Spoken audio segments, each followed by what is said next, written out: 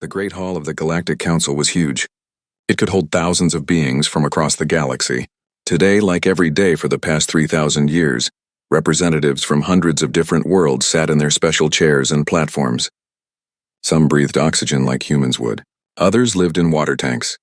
A few existed as pure energy, glowing softly in their containment fields. Ambassador Vexithara stood at the center podium. She was tall and made of living crystal that caught the light from a dozen different suns. Her people, the Dominion, had been the most powerful members of the council for longer than most species had existed. When she spoke, everyone listened. "Today we discuss a new world," Vexithara announced. Her voice rang like music through the translation devices that every species wore. "The planet is called Earth. The beings who live there call themselves humans." A hologram appeared above the podium. It showed a blue and green world orbiting a yellow star. The planet looked peaceful and beautiful. Clouds swirled over vast oceans. Green continents were visible beneath the white wisps of weather. "Our scouts have watched them for many cycles," Vexithara continued. "They have atomic weapons. They have begun to explore space with primitive ships. According to our laws, this means they are ready for contact." Around the hall, various beings nodded or made sounds of agreement. This was how things always worked. When a species developed atomic power in space travel, the Council made contact. It was a rule that had worked for thousands of years. Ambassador Zefix of the Trade Federation stood up. He looked like a large lizard covered in shimmering scales that changed color with his emotions. Right now they were a calm blue-green. "What resources does this Earth possess?" he asked. "Many valuable things," Vexithara replied. "Rare metals that we need for our ships. Biological materials that could help us make new medicines. And the humans themselves seem healthy and strong. They could provide good workers for various projects across the galaxy." Another being raised what might have been a hand, though it looked more like a tentacle. This was Dralmoth, the council historian. His species looked like giant squids, but they lived in the air instead of water. "What do we know about their culture and society?"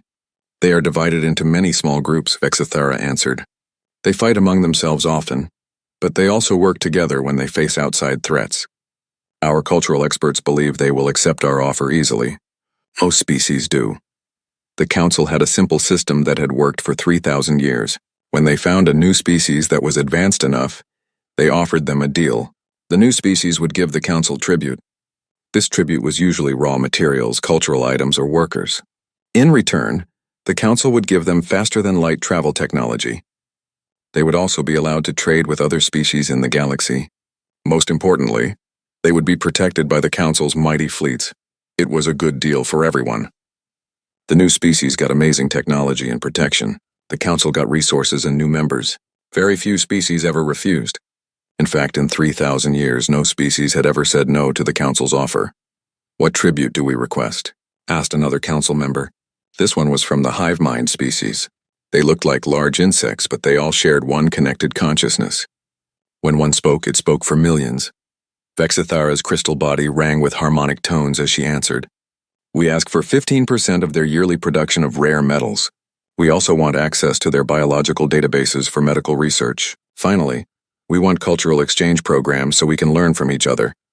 "This seems reasonable," agreed most of the council. 15% was the standard amount. It was enough to be useful, but not enough to hurt the new species development. The other requests were also normal. "Very well," Vexithara declared. "Ambassador Zefix, please prepare the standard first contact message. Include our tribute requirements and the benefits of joining the galactic community." Zefix's scales shifted to a working yellow color. "I will prepare the message immediately. How long should we give them to respond?" "One of their months should be sufficient," Vexithara decided. That is enough time for them to discuss among their various groups and reach a decision. The council members began to file out of the Great Hall. Some floated away on anti-gravity platforms. Others walked on legs, tentacles, or other appendages. A few simply vanished as they teleported back to their ships. This had been a routine meeting. Nothing special or unusual. Ambassador Zefix worked quickly to prepare the message. It was mostly the same message they had sent to hundreds of species before. It explained who the council was and how the galaxy worked. It described the benefits of joining the galactic community. It listed the tribute requirements clearly and fairly. The message also included examples of what happened to species that joined willingly. There were videos of beautiful cities on dozens of worlds, images of species working together on amazing projects, records of scientific discoveries that had improved life for billions of beings. Most importantly, the message made it clear that this was not really a choice. The Council had the strongest military force in the galaxy. They had weapons that could destroy entire planets. They had fleets that could blockade star systems. They had the power to cut off any species from the rest of the galaxy. But the message did not say these things directly. It did not need to. The implications were clear to any species intelligent enough to develop space travel. Join the Council willingly and prosper. Refuse the Council and face consequences that no species wanted to face. The message was sent through the quantum communication network. It would reach Earth in a matter of hours, traveling faster than light itself. The Council expected to receive a response within the human month they had given. The response would probably ask for small changes to the tribute amount or request clarification on some points. Then there would be negotiations. Finally, there would be acceptance. This was how it always worked. This was how it had worked for 3,000 years with hundreds of different species. There was no reason to think humans would be different. The Council members went back to their regular business. They discussed trade routes between star systems. They settled small disputes between member species. They planned new exploration missions to find more species to contact. They managed the vast bureaucracy that kept thousands of worlds working together in peace. 27 Earth days later, the quantum communication system chimed with an incoming message from the Sol system. Ambassador Vexithera activated the holographic display in her private office, expecting to see the usual acceptance documents and negotiation requests. Instead, the universal translator displayed a single word in the common galactic language: no. Vexithera stared at the display for a long moment. Her crystal body dimmed with confusion. She ran the translation protocol again, thinking there might be an error, but the result was the same. Humanity had considered the Council's offer. They had reviewed the tribute requirements. They had examined the benefits of galactic citizenship, and they had responded with one simple, clear word: no. For the first time in 3,000 years, a species had refused the Council's offer. Vexithera's crystal form began to resonate with harmonics of concern as she realized that everything was about to change. Ambassador Vexithera called an emergency meeting of the Council leadership. Within hours, the most important members had gathered in the secure conference chamber. The room was smaller than the Great Hall, but it held the real power of the galactic government. There must be some mistake, Ambassador Zephyx said. His scales had turned a deep orange color that showed his worry. No species has ever refused our initial offer. Perhaps their translation systems are not working properly. Dralmoth, the Council historian, moved his tentacles in patterns that showed deep thought. I have checked our records going back 3,000 years. Every single species we have contacted has accepted our terms. Some negotiated for better conditions, but none have simply refused. Maybe they do not understand the consequences, suggested the hive mind representative. When millions of connected minds spoke together, their voice sounded like buzzing machinery. Perhaps they think they can survive without our protection. Vexithera's crystal body rang with low, worried tones. We must educate them. Send another message. Show them what happens to species that refuse to cooperate with the Council. Ambassador Zephyx prepared a new message. This one was very different from the first. Instead of focusing on benefits, it focused on examples of what happened to species that made poor choices. The message included detailed holographic records of the Kethvar incident. The Kethvar had been a proud species with advanced technology. They had refused to pay tribute to the Council. They had declared their star system independent. They had threatened to fight any Council ships that entered their space. The hologram showed what remained of their home system. Where once there had been beautiful planets, now there were only asteroid fields.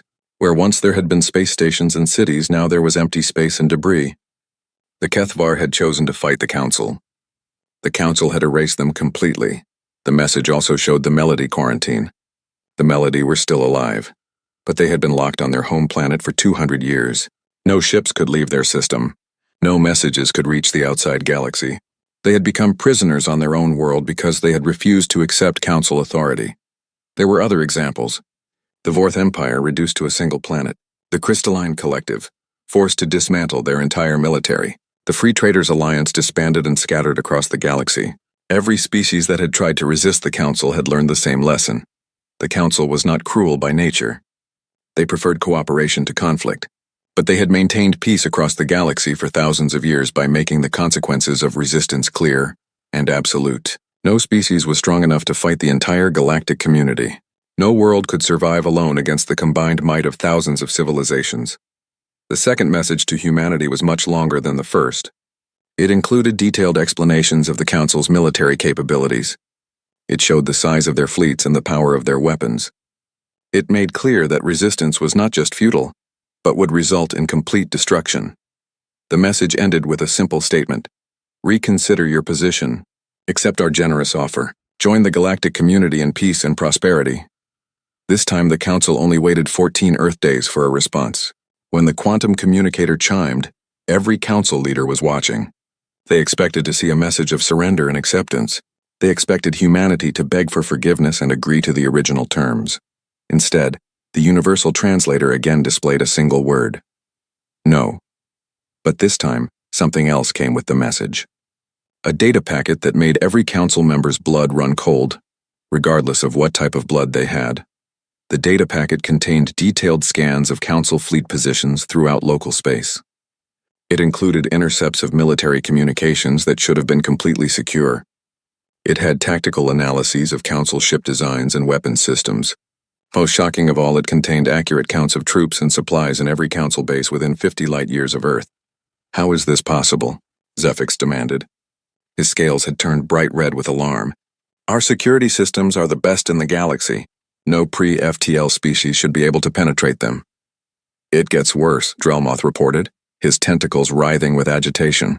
Look at what else they sent. The cultural analysis files were even more disturbing than the military intelligence. The humans had included thousands of their historical records, literature, and military doctrines. When the Council's computers analyzed this information, they painted a picture of a species unlike anything in galactic records. Humans fought constantly, not just with other species but with each other, with their environment, with disease, with death itself. Their entire recorded history was one long story of conflict, struggle, and refusal to surrender, even when defeat was certain. They had words and concepts that did not translate well into other languages. Death before dishonor. Give me liberty or give me death. Never surrender. Victory or death.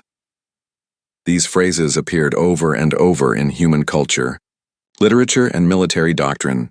Look at this, Vexthera said, highlighting a section of human military history. They have something called the Battle of Thermopylae. 300 warriors fought against an army of hundreds of thousands. They knew they would die. They chose to fight anyway. This cannot be accurate, the hive mind buzzed. No rational species would choose certain death over negotiated surrender. But the records were full of such examples. Humans who fought against impossible odds, soldiers who died rather than retreat, civilians who chose death rather than accept occupation by foreign armies, groups that destroyed their own cities rather than let enemies capture them. They are insane, Zephyx concluded. They do not think logically about survival. No, Drelmoth corrected, studying the files more carefully. They think differently about what survival means. They seem to believe that some things are more important than staying alive. The most disturbing discovery was humanity's nuclear weapons. They had built enough atomic bombs to destroy their own planet many times over. Then they had pointed these weapons at each other for decades in something they called mutually assured destruction. They held their own extinction as a bargaining chip, Vexithara whispered. They were willing to end their entire species rather than submit to terms they found unacceptable. The Council had dealt with over 3,000 species. Some had been warlike. Some had been peaceful. Some had been advanced, others primitive. But all of them had shared one common trait. They valued survival above everything else. When faced with extinction, they chose to live. Humans appeared to be fundamentally different. They seemed capable of choosing death over submission. They had proven willing to destroy themselves rather than accept what they considered slavery. What do we do? Asked the hive mind. For the first time in their collective memory, they were uncertain. We send one more message, Vexithara decided. We make our position completely clear. We offer them the best possible terms. We give them one final chance to choose life over pointless death. The third message was carefully crafted by the Council's best diplomats. It offered humanity better terms than any species had ever received. Reduced tribute, special trading privileges, protection guarantees, autonomy in local affairs. Everything the Council could offer while still maintaining the principle that all species must acknowledge Council authority. The message was also a warning. It made clear that this was humanity's final chance. If they refused again, the Council would have no choice but to treat them as a hostile force. The full might of the galactic military would be brought to bear against the Sol system. The response came within hours. No. This time, the data packet that accompanied the refusal made the Council leadership truly afraid for the first time in 3,000 years. The weapon designs that came with humanity's third refusal were unlike anything in the Council's vast database. For 3,000 years, the galactic community had followed certain rules about warfare. Some weapons were considered too dangerous to use. Some tactics were banned because they could damage entire star systems. Humans appeared to have no such restrictions. Chief Science Advisor Yilneth spread her feathered wings in distress as she reviewed the technical data. Her species had always been peaceful, preferring knowledge to conflict. But even she could understand the terrible implications of what humans had designed. "These are not just weapons," she reported to the emergency council session. "These are instruments of galactic destruction. Look at this design. They want to turn their star into a weapon. They plan to overload it and direct the explosion at attacking fleets." The holographic displays showed technical drawings that made seasoned military officers feel sick. Humans had designed ways to weaponize black holes. They had plans for turning planets into projectiles that could be launched at enemy fleets. They had theoretical frameworks for converting entire solar systems into defensive networks. "The mathematics are correct," Yilneth continued, her voice trembling. "These designs would actually work. They could build these weapons with the technology they already possess." Military advisor Threngak studied the tactical analyses with growing horror. His species had been warriors for millions of years before joining the Council. They understood conflict better than most. But human military doctrine was beyond his comprehension. "They plan to fight a war they cannot win," he reported. "Look at their casualty projections. They assume that 90% of their forces will die. They have strategies that require their commanders to die with their troops to prevent capture. They have contingency plans that involve destroying their own worlds rather than letting enemies occupy them." The Council members listened in stunned silence. Every species they had ever encountered valued survival above all else. Even the most warlike races would surrender when faced with certain extinction.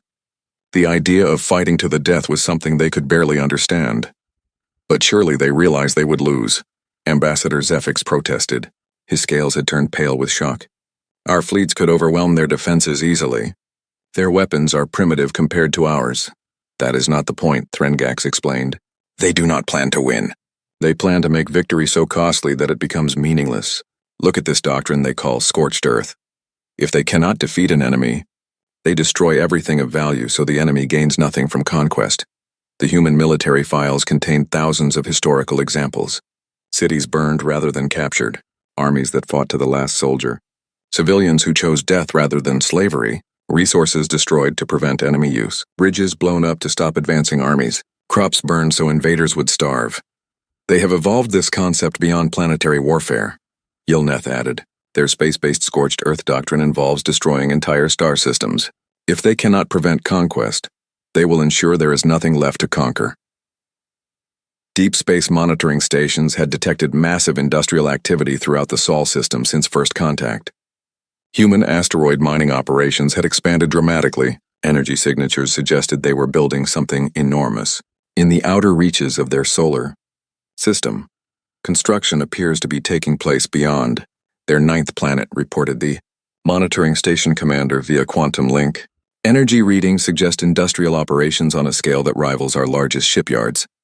We cannot get detailed scans because they have deployed some kind of sensor jamming technology." "In 6 months?" Vexthara asked in disbelief. "They have built industrial facilities that large in only 6 months?" "It appears so. They seem to have redirected their entire global economy toward this construction project. Every nation on their planet is contributing resources." The implications were staggering. Humans had not only designed weapons of unprecedented destructive power, they were actually building them. They were preparing for a war that would destroy both them and anyone who attacked them. "We need to know what they are building," Threngak declared. "Send scout ships to the edge of their system. Get detailed sensor readings." But when the scout ships approached the Sol system, they found something that changed everything. The humans had not just been building weapons. They had been building a message. The construction in the outer Sol system was visible from light years away once the Council knew where to look. Massive structures orbited beyond Neptune in precise formations. Energy conduits connected asteroids that had been hollowed out and converted into fortresses. The entire outer solar system had been turned into a defensive network of unprecedented scale. But the most chilling discovery was not the weapons themselves. It was the communication intercepts that Council intelligence gathered from human transmissions. They are not just preparing to fight, reported the intelligence chief. They are preparing to die. Listen to these intercepted military communications. The recordings were translated into common galactic language, but the meaning was clear enough. Human military leaders discussing casualty rates with calm acceptance. Scientists calculating how much of the galaxy they could damage with their stellar weapons. Politicians making plans for the survival of small groups of humans in distant space, carrying the memory of their species to other stars. They assume they will lose this war, the intelligence chief continued, but they plan to take large portions of local space with them. Their strategy is not victory. Their strategy is revenge. The Council faced a situation that had never existed in their 3,000-year history. They possessed overwhelming technological and numerical superiority over humanity. Their fleets could destroy human defenses and occupy the Sol system. But the cost would be catastrophic. Human weapons could damage or destroy dozens of Council worlds. Their stellar manipulation technology could threaten nearby star systems. Most importantly, their willingness to die fighting meant that any victory would be Pyrrhic at best. We could win, Threngax admitted reluctantly, but we might lose a quarter of our fleet. Dozens of member worlds could be damaged or destroyed. The economic cost alone would cripple the Council for centuries. And for what? Asked Dralmoth. To force tribute from one small world? To add one more species to our membership? The cost far exceeds any possible benefit. Vexithera's crystal form dimmed as she contemplated the impossible situation. The Council had maintained peace through strength for thousands of years. They had never backed down from a challenge to their authority. But they had also never faced a species that could make victory more costly than defeat. What are our options? She asked the assembled leaders. We could blockade their system, suggested Zephix. Cut them off from the rest of the galaxy. Eventually they would have to surrender. No, Threngax disagreed. Their industrial capacity suggests they could survive independently for centuries. And a blockade would require keeping large fleets in their area permanently. The expense would be enormous. We could negotiate modified terms, offered the hive mind. Reduce the tribute requirements. Give them special status. Impossible, Vexthar replied. If we make exceptions for humans, every other species will demand the same treatment. The entire tribute system would collapse. The Council faced a choice that none of them wanted to make. They could fight a war that would devastate both sides. They could back down and risk the collapse of their authority, or they could find a third option that none of them had considered. The answer came from an unexpected source, humanity itself. The fourth message from humanity arrived 7 days after the Council's emergency session. This time it was not a single word. Instead, it was a complete cultural exchange package. Exactly what the Council had originally requested as part of the tribute arrangement. But the humans were sending it freely, with no demands or conditions attached. Ambassador Vexithara activated the holographic display in the main Council chamber. Every major representative was present, either in person or through quantum link. They expected another refusal, perhaps with more weapon designs or military threats. What they received instead changed their understanding of what it meant to be human. The message began with a human diplomat, speaking directly to the camera. She was a middle-aged woman with gray hair and kind eyes. She wore simple clothing and spoke in a calm, clear voice that the universal translator rendered perfectly. Members of the Galactic Council, she began. We understand your position. For 3,000 years you have maintained peace across the galaxy, through a system based on strength and the threat of overwhelming force. This system has worked well with species that value survival above all other considerations. The woman paused, looking directly at the camera as if she could see the Council members watching her message across the light years. We are not such a species, she continued. Our history has taught us that some things are more valuable than life itself. Freedom cannot be given as a gift. It must be taken and defended. Liberty is not preserved through submission to superior force. It is maintained by making the cost of suppression exceed the value of control. Around the Council chamber, members shifted uncomfortably. This was not the desperate plea for mercy they had expected. This was not the angry defiance they had seen from other resistant species. This was something entirely different. You have offered us technology, trade privileges, and protection in exchange for tribute and acknowledgement of your authority, the woman said. We decline this offer not out of arrogance or ignorance, but because we understand exactly what you are asking us to accept. The message continued with a detailed analysis of the Council's tribute system. The humans had studied it carefully, examining how it affected member species over time. Their conclusions were disturbing. Your system creates dependency, the human diplomat explained. Species that accept council protection lose the ability to defend themselves. Nations that pay tribute gradually surrender their economic independence. Cultures that submit to council authority slowly abandon their unique identities. The analysis included examples from dozens of council member species. Civilizations that had once been proud and independent had become weak and dependent over centuries of council membership. Their militaries had withered. Their economies had become focused on producing tribute rather than meeting their own needs. Their cultures had been slowly absorbed into the greater galactic community. This is not necessarily evil, the woman acknowledged. Many species find comfort in this arrangement. They prefer security to independence, prosperity to pride. But it is not a choice we can make for our children and our children's children. The cultural files that accompanied the message told the full story of humanity. Not just their capacity for violence and resistance, but their equally powerful capacity for cooperation, loyalty, and sacrifice when these qualities were freely given rather than demanded. The files showed human communities that had worked together for centuries without any central authority forcing cooperation. They showed examples of humans who had died defending strangers from different countries, different cultures, different races. They showed scientific collaborations that had produced amazing discoveries through voluntary partnership. Study our history of alliance and friendship, the diplomat suggested. Learn what humans accomplish when we choose to work together, rather than being forced to cooperate. See what becomes possible when association is voluntary rather than mandatory. The examples were remarkable. Humans had formed alliances that lasted for centuries, based on nothing more than mutual respect and shared goals. They had shared resources freely with allies in times of need. They had fought desperate wars to defend the freedom of people they had never met. Your tribute system works because it is easier than war, the woman continued. But ease is not the highest value in human civilization. We believe that some things are worth fighting for, worth dying for, worth more than comfort or safety or even survival itself. The message included detailed proposals for a different kind of relationship between humanity and the galactic community. Instead of tribute and protection, the humans suggested true partnership between equals.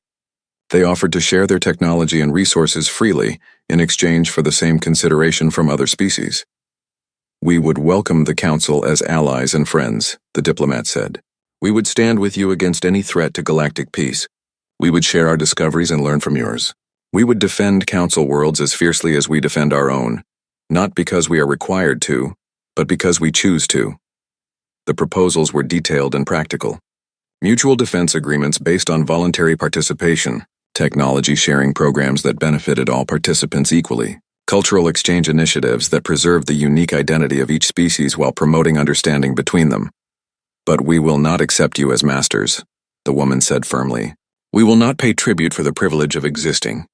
We will not surrender our independence for the promise of protection. We will not trade our children's freedom for our own temporary comfort. The message ended with a simple statement that sent chills through every council member present. The choice is yours. You can have us as willing allies who will stand with you through any crisis, face any enemy, make any sacrifice for the cause of galactic freedom. Or you can try to have us as conquered subjects who will resist until our last breath and take as much of the galaxy with us as we can manage. We know which choice we prefer. We hope you will make the same one. The silence in the council chamber lasted for several minutes after the message ended. Finally, Vexithara spoke in tones that rang with uncertainty.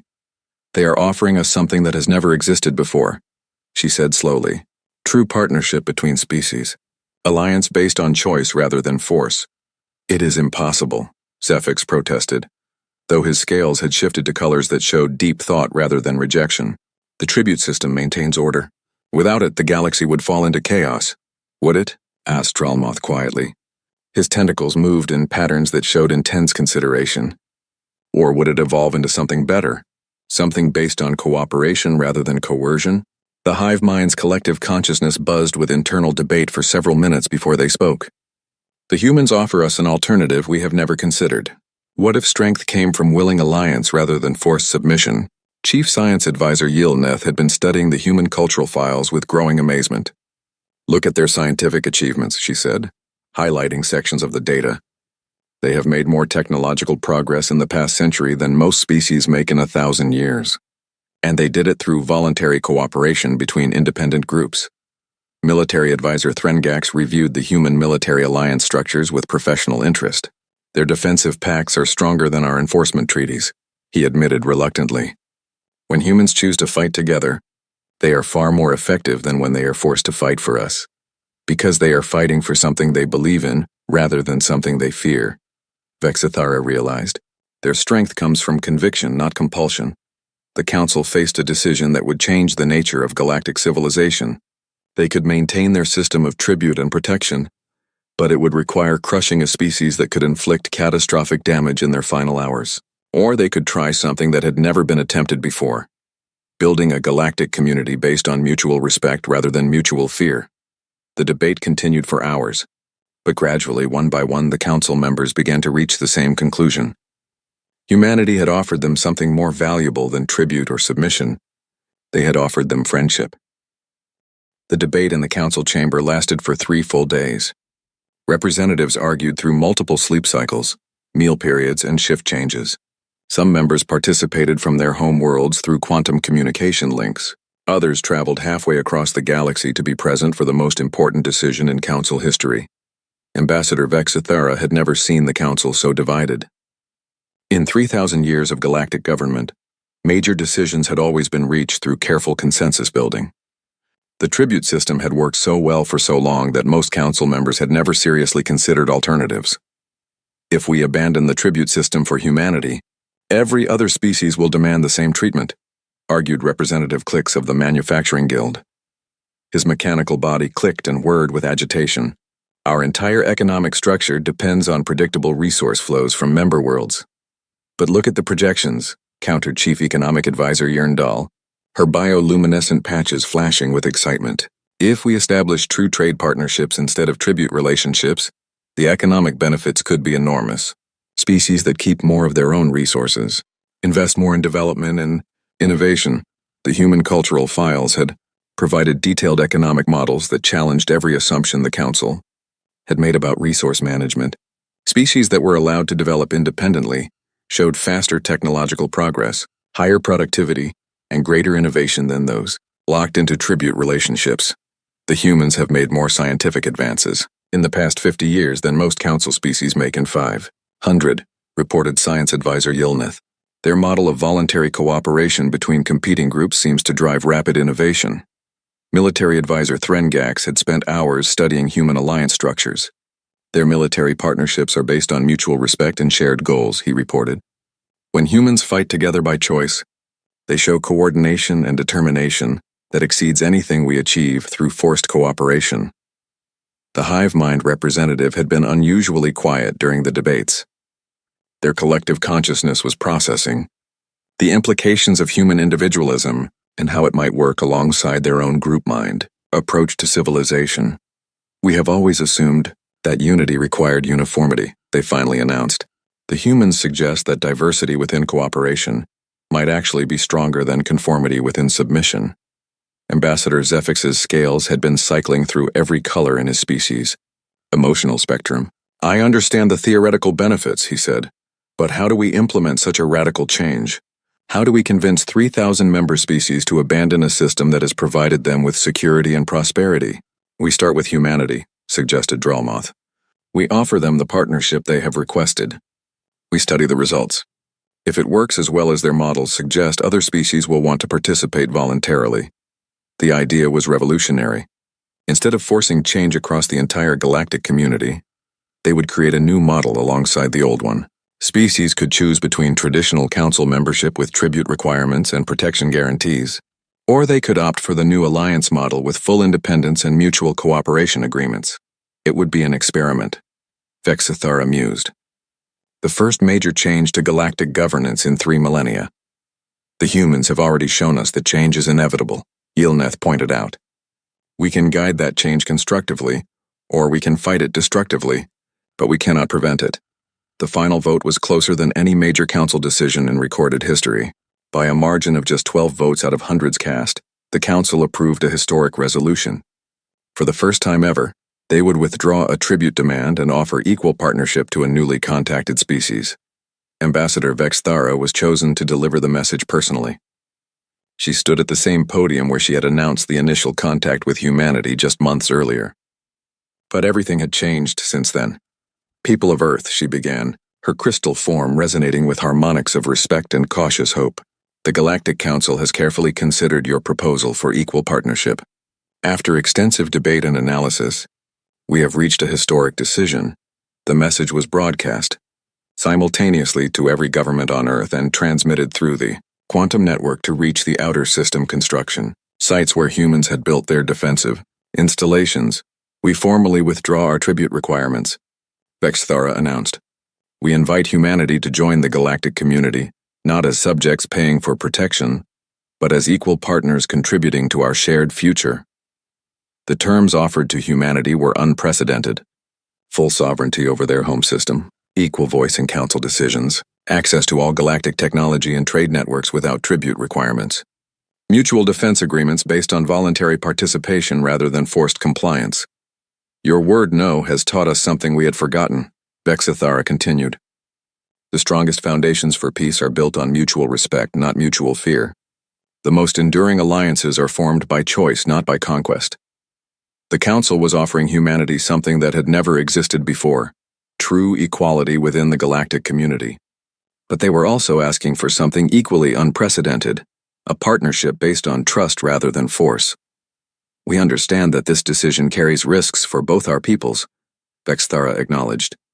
You are asking us to abandon a system that has maintained peace for 3,000 years. We are asking you to trust that we can work together without the traditional structures of authority and submission. The human response came within hours. The same diplomat who had delivered their cultural exchange message appeared on screens across the Council network. But this time she was smiling. Members of the Galactic Council, she said, humanity accepts your offer of equal partnership with gratitude and enthusiasm. We look forward to working together as allies and friends in building a better future for all galactic civilization. The single word that followed would become as famous as humanity's original refusal. Yes, but the real work was just beginning. Within weeks, human diplomats arrived at the Council capital aboard ships that showcased their rapid technological development. The defensive installations in the outer Sol system were revealed to be not just weapons, but also massive shipyards and research facilities. The first Joint Council human project was an exploration mission to investigate reports of a potential threat from outside the galaxy. Human ships joined the Council fleet as equal partners, sharing their innovative defensive technologies and tactical doctrines. The results exceeded everyone's expectations. The combined fleet was more effective than either force could have been alone. Human creativity and determination complemented Council experience and resources. New technologies emerged from their collaboration that neither side could have developed independently. Other species began to take notice. Within a year, a dozen Council members had requested conversion from tribute relationships to partnership agreements. Within 5 years, the old tribute system was maintained only for species that specifically preferred it. The Galactic Council became the Galactic Alliance. Instead of a hierarchy based on submission to central authority, it evolved into a network of sovereign species working together by choice. The galaxy became more peaceful, more prosperous, and more innovative than it had ever been under the old system. Ambassador Vexthara often reflected on the moment when humanity's simple no had changed everything. They had refused to accept that survival was the highest value. They had insisted that freedom was worth fighting for, even worth dying for. And in doing so, they had shown the galaxy that there was a better way to live. The human concept of friendship spread throughout galactic civilization. Species that had been forced to cooperate for millennia discovered what they could accomplish when they chose to work together. The galaxy became not just more united but more diverse, as individual cultures flourished within the framework of voluntary alliance. Years later, when new species were contacted, they were offered a choice. They could join the traditional protection system with tribute requirements, or they could become equal partners in the growing alliance of free worlds. Most chose partnership. Humanity's single word had not just saved their own independence. It had started a revolution that freed the entire galaxy from the tyranny of forced submission. Their refusal to accept subjugation had created a new model of civilization based on mutual respect. voluntary cooperation, and the radical idea that friendship was stronger than fear. The age of galactic tribute had ended.